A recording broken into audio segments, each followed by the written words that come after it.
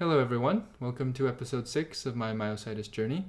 I'd like to point out that I learned a new feature on YouTube. If you look at the little progress bar that's at the bottom of the video that shows you how much you've watched, you should see now that all of the videos have like breaks in that progress bar because there's chapter headings now. And so if you're like seeking through the video, you should be able to see the titles, and then that way you can skip over the less interesting parts if you find any places less interesting. But also it's easier to find stuff if there's a particular highlight that's very interesting to you. I'd like to start today with maybe a very, very brief recap so that people who are new to this video series don't necessarily have to watch the first 5 videos, even though they're so great. It's, people might not have the time to watch all of those. So, basically in March I started losing weight. In June, I was noticing muscle weakness, and I went to see the doctor. By August, I was seeing specialists, and I've been diagnosed with necrotizing myositis. And I started my IVIG treatments 2.5 weeks ago.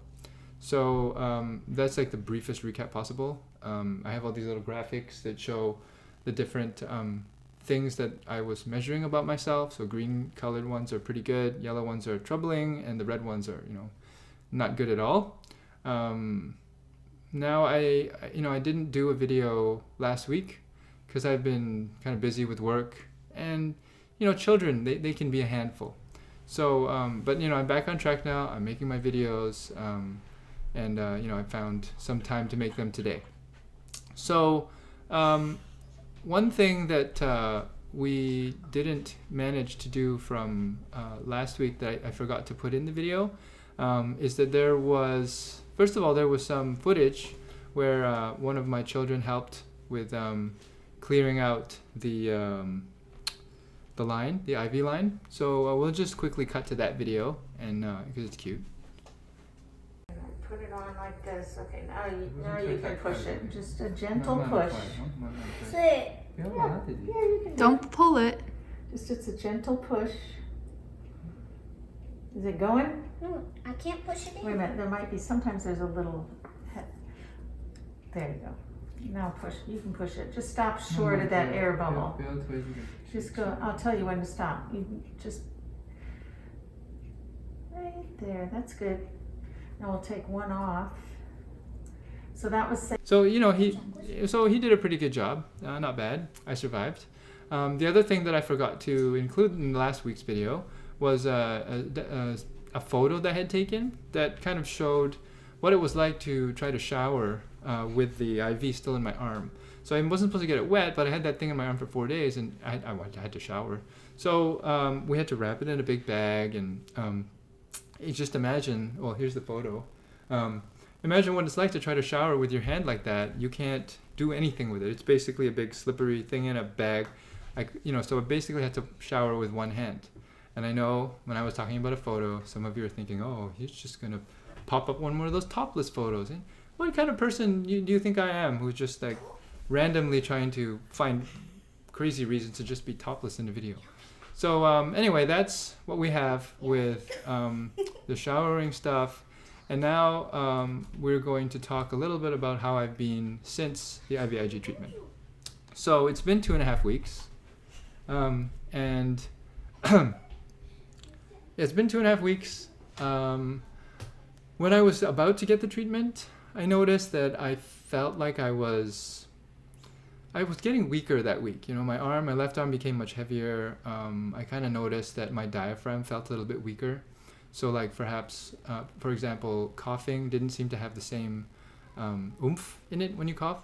Also, it was like with weaker diaphragms, I think. I'm not a doctor, so I could be totally wrong on this. But I feel like the diaphragm's also used when you're going number 2. And it was just, number 2 took longer. It's not like my stools were different, just took longer. So that's TMI, I'm sure. Things that I did notice after the IVIG treatment, though, is that the eyelid rash that I've been having on and off for months now, it seemed like it was I felt like right after the treatment, maybe the skin was getting better. That was the feeling that I had. But then it also became itchier, and I'm like, well, does itchier mean that it's better and it's healing, or does itchier mean it's getting worse? Of course, I rubbed it, and that made it worse. It was all inflamed, and the eyelids became kind of swollen. And then I stopped rubbing it, because that's what I should have been doing, not rubbing it. And last week, for the first time in many weeks actually, the eyelid fold on my right eye went back to where it used to be. So my eyelid on the right had been folding incorrectly. Well, I would call it incorrectly, being so vain and inspecting my eyelids all the time.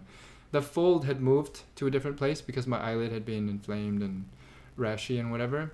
So last week it went back to the right place. And so I kind of take that as an improvement because it hasn't been folding in the right place for some time. Also, I feel like perhaps my swallowing has improved a little bit. I feel like maybe I'm not reaching for the water as frequently to help me swallow things, that I'm able to swallow things that are a bit drier, and things that used to just kind of get stuck in the top of my throat maybe are I have a bit more ability to swallow them. So, there's super, super minor changes. We'll see how that goes. I have another IVIG treatment coming up this week, actually, because it's been 3 weeks now, almost.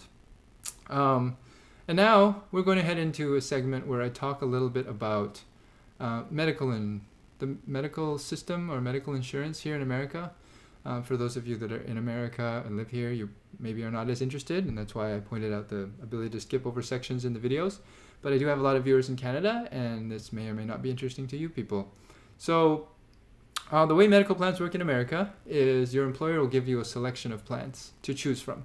The plans have premiums, so you have to pay a certain amount every month, depending on which plan you choose. And the plans have, like most insurance programs in general, have deductibles. But the deductibles for a medical plan, and we're speaking just of the medical plan here because medical, dental, and vision are all separate.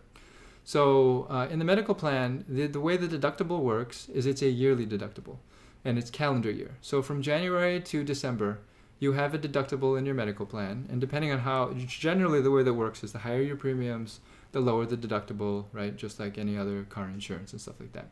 And the way the deductible works is every time you see the doctor or you go to the hospital or see a specialist or get a test or whatever, anything that you have to pay for those services goes towards your deductible. If you're getting like preventative care, like checkups and vaccines and things, those are just free. That's just part of medical plans. But if you're sick and you need medicine, those things go towards your deductible. Let's talk about deductibles. Let's say that a typical family, your family plan has a family deductible of, $9,000. And so the first $9,000 of medical stuff that you need for your family every year, you have to pay out of pocket. Once you hit the deductible though, then you start getting the subsidized healthcare, and it'll be between 80 or 90% subsidized. So you're only paying 10 to 20% of your healthcare once you cross the deductible. So let's say the deductible is $9,000. When you cross the deductible, now you're only paying 10 to 20% until you hit the yearly out-of-pocket maximum. And let's say that in a typical plan, that might be $15,000. So once you've paid $15,000 out of pocket, you, for the rest of the calendar year, get free medical service for, anything. It doesn't really matter. Everything that you're sick with. But the plans also have individual deductibles and out-of-pocket maximums. So if there's only one person in your family who's getting sick frequently this year, in this case like me, when I hit my personal deductible, which might be, let's say it's like $3,500, then I hit the subsidized healthcare, where I'm paying 10 or 20% until I hit the personal out-of-pocket maximum, which could be like, let's say it was $6,000. So once you've hit $6,000, then all the services for the year, for the rest of the calendar year, are free. Something that's interesting is I did until I've never hit my deductible living here. We're pretty healthy. So this year I still hadn't hit my deductible by the time I started the IVIG treatment. But after the first IVIG treatment, I hit the deductible and I hit the out-of-pocket maximum. So I have now hit the individual out-of-pocket maximum for my medical plan, and that means I can get as much medical care as I want. I can't get cosmetic surgery. Some of you may have suggested that I could benefit from it. Cosmetic surgery doesn't count. That's not like necessary healthcare. Just as a side note. So yes, I've hit my out-of-pocket maximum for the year, and so my healthcare for the rest of this year is free. Hopefully I don't have other ailments that I have to be treated for. So that's a quick summary of how the insurance works here in America, for me anyway, my experience with it. Last week I also went to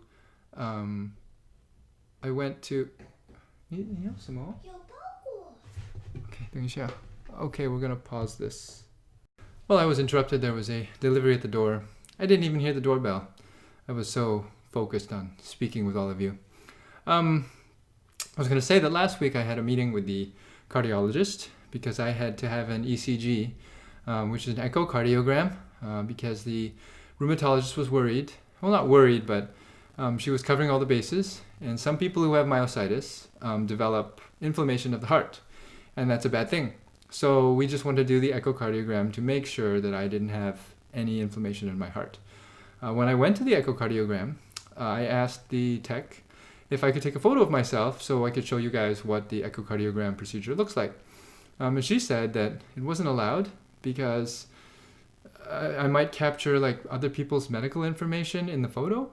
And I was thinking, but I'm only going to take a picture of myself. I won't even get the machine. So I don't want to be a bothersome patient. So I just left it, and I thought, okay, what I'll do instead is I will try to pay attention to what she does. I'll ask a lot of questions. And when I come back, I will describe the procedure to my children, and I will let them perform the procedure on me so that you all can see what an echocardiogram looks like. Just recall that I explained it to them like 2 times, and then they performed the procedure. So I may or may not be narrating so that we can explain what's happening, but we can jump ahead to that video and view how the echocardiogram looks. Okay, so we're going to do a reenactment of the echocardiogram, and I'm just waiting for my doctors to come and we'll get started. Hi, it's time for your echo. Please remove your shirt. Oh, yes. Thank you.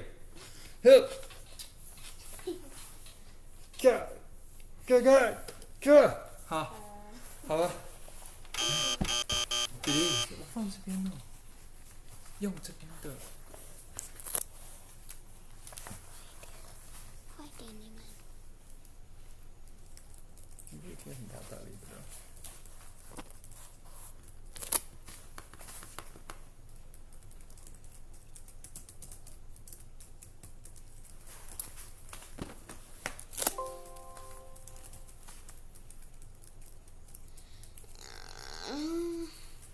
Okay. There's some warm gel. Please lie down. Please lie down. Right. Good idea. I'll just fix that. Oh dear. Let me just fix this. Okay, we're fine. Okay, good. Oh. There's some warm gel. Warm gel. Okay. I'll flip the cap over so it doesn't get messy. Good. Okay. And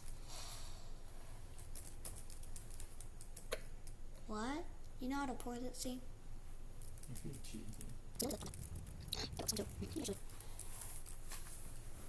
Okay. Good. Breathe out. Stop breathing. Okay, you can breathe now. What? Breathe in. Okay. Breathe out. Stop breathing. Hit the keyboard. Copy. Breathe in. Breathe out. Stop breathing. You can breathe now.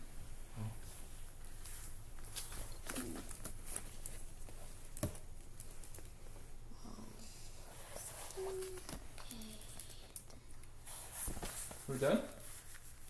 Yeah. Okay. 把那个贴纸拿起来嘛，帮你拿起来。